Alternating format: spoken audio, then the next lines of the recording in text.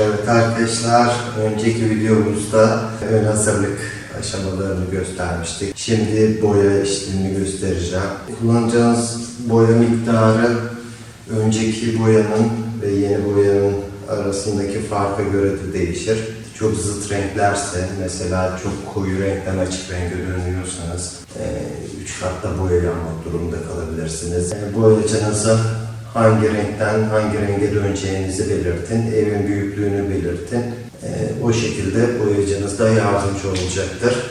Arkadaşlar ben ülkemizde yaygın olarak bulunan 3 harfli marketlerden aldım boya. Hesaplı olması nedeniyle aldım açıkçası. Yorumları çok kötüydü boyanın. Şikayet var, sitesine birçok yorum gelmiş olumsuz. Ne kadar kötü olabilir ki dedim ve denemek maksadıyla özellikle aldım. Ev sahibi eviyle hiç ilgilenen biri değil zaten. Birçok sorun vardı, hepsiyle kendim uğraştım. Öyle olunca da ben böyle bir eve pahalı boya kullanmayı hiç düşünmedim. Resimlerde görüyorsunuz birçok olumsuz yorum var. Örnek resimler göndermişler. Bu boyayla daha iyi olsa kuralına göre yaparsak nasıl bir sonuç elde edeceğiz onu göreceğiz bu videoda. En sonunda boya hakkındaki yorumumu tekrar söyleyeceğim. Yüzeylerin temiz olması gerekir. Örümcek ağı falan olabilir. Bu köşelere, oraların tozunu da almanızda fayda var. Yüzey ne kadar temiz olursa boya o kadar iyi tutunacaktır. Şu süpürgelerin üstünde alçı tozları görüyorsunuz. Bu duvara alçı yapmıştık. Zımpara yaptığımızda o tozlar dökülmüş. Onları temizlemek gerekiyor. Daha önceki boyada pek temiz çalışılmamış. Süpürgeliklerin üstü hep boya olmuş. Arkadaşlar şöyle 3 santimlik maskeleme bantı kullanın. Daha incesi işlevsel olmayacaktır. En az 3 santimlik olması yeterli. Sadece üst yüzeyini yapıştırıyoruz arkadaşlar.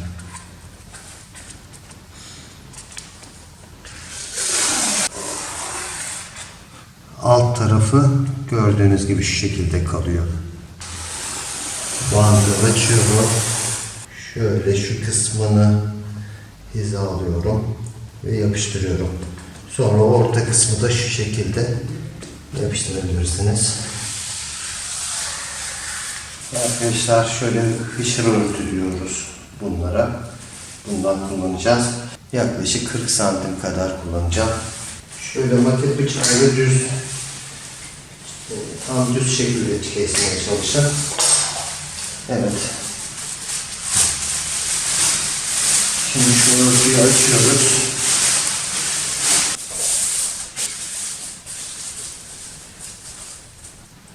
Havada bıraktığımız bantın bu kısmını yeşil örtüye yapıştırıyoruz.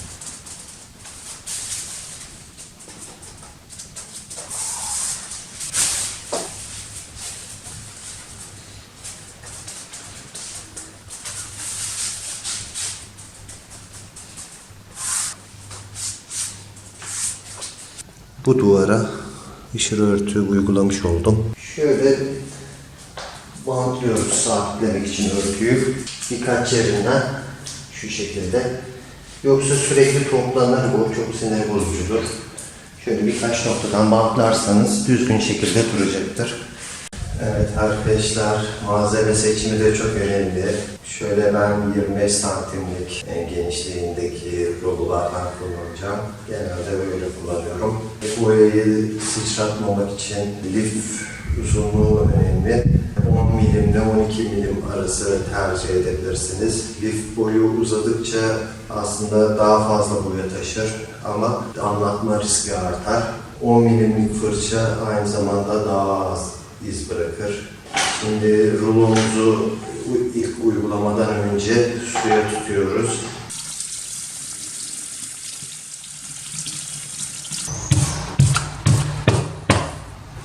Duvara sürterek fazlalık suyu atmasını sağlıyoruz.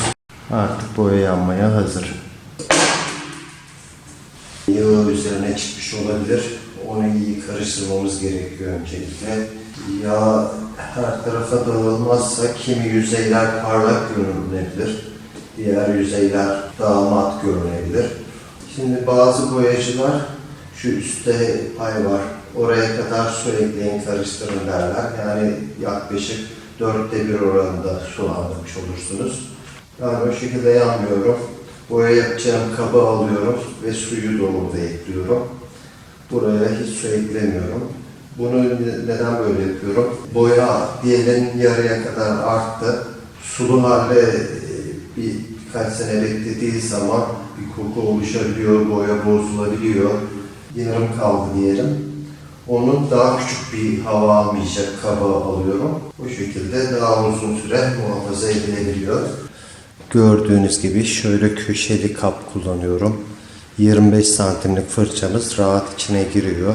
Düz kenarı olan bir kap olduğu takdirde bu rulo fırçanın fazlalık boyasını şuraya sürterek alabiliyoruz. O avantajı oluyor.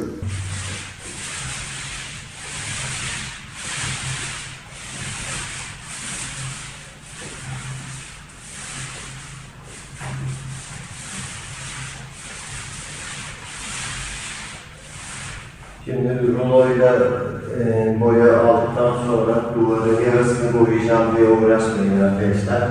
Fırça kabımızdaki boyayı alıp duvara eşit orantılı şekilde yaymaya yarayan bir alettir.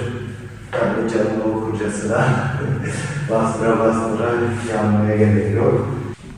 Biliyorsunuz bazı ev sahipleri evi boşaltırken kiracıların boya yanmasını istiyorlar. Ama bu konuda bir yeni mahkeme kararı çıktı. Yargıtay'dan çıkmıştı sanırım. Kiracı evi boyayarak çıkmak zorunda değil şeklinde karar çıktı. Bunu da bilin.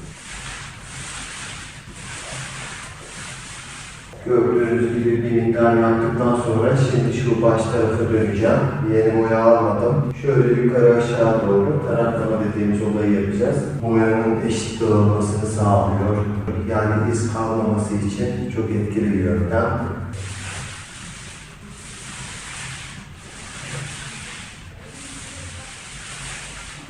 Yaklaşık boyalar arasında en az 2 saat olabilir katlar arasında.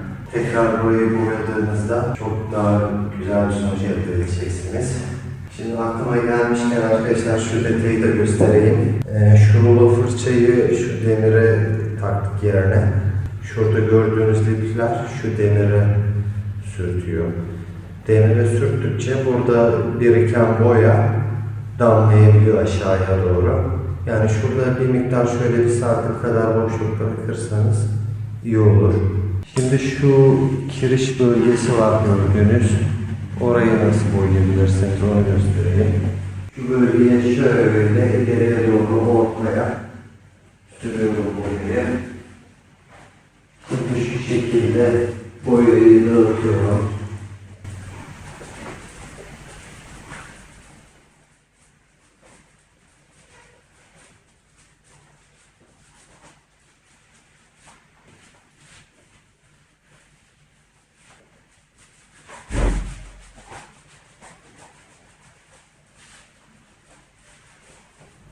Yeniden merhaba arkadaşlar, yeni bir günde birlikteyiz. Dün duvarımıza bir kat boya sürdük. Bir kat boyama yapıldığında bazı boyanmayan küçük bölgeler kalıyor. İkinci katta tamamıyla kapanıyor. Taraklama dediğim olayı ihmal etmiyoruz. Ona özen gösteriyoruz arkadaşlar. Şimdi ikinci kata başlıyorum. Aradaki farkı uzaktan bakmanıza rağmen anlayacaksınız.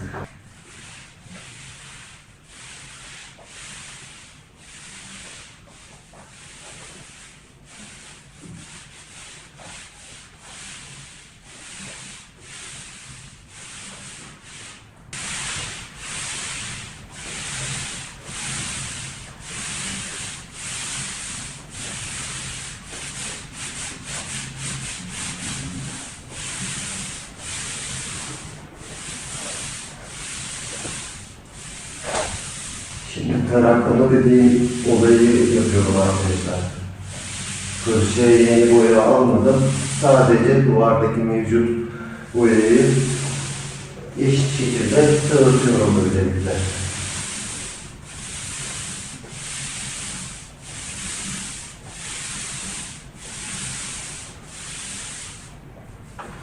Bakınız. Fırçanın lifleri tel tel, dik dik oluyor. Belki ismi de buradan geliyordur.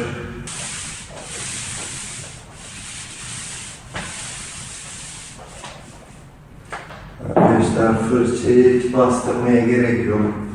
Boyanın kıvamı iyiyse zaten kolay bir şekilde uygulandığını görebilirsiniz.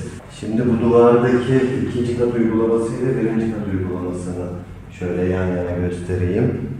Şu anda ekranın tam ortasında sol taraf bir kat boya uygulanan alan, sağ taraf iki kat uygulanan alan. Bakın bir kat boya uygulanan alan.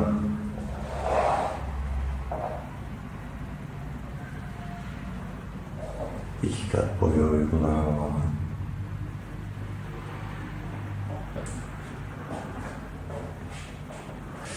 Evet arkadaşlar, şimdi el fırçasıyla şöyle kestirme işleri yapıyorum.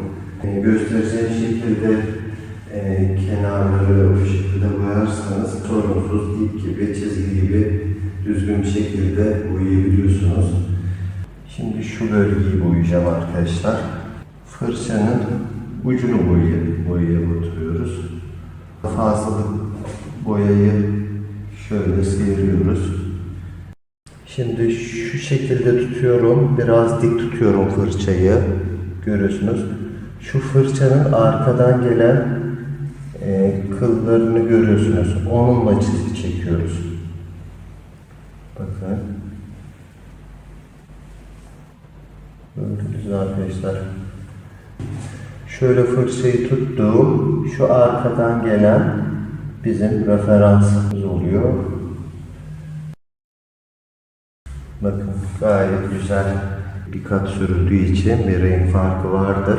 İkinci katta bu tamamıyla kapanıyor. Bu farklılık yok oluyor. Şimdi aynı şekilde anahtarı yapalım. Bakın.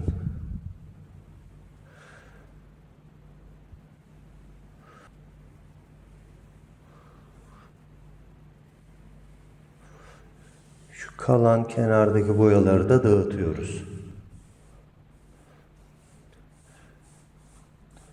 Bir de arkadaşlar yerlere damlatırsanız pamuklu bir eski bir kumaşla nemlendirilmiş. Onunla hemen damla silerseniz, kurumadan silerseniz daha kolay temizlik sağlamış olursunuz.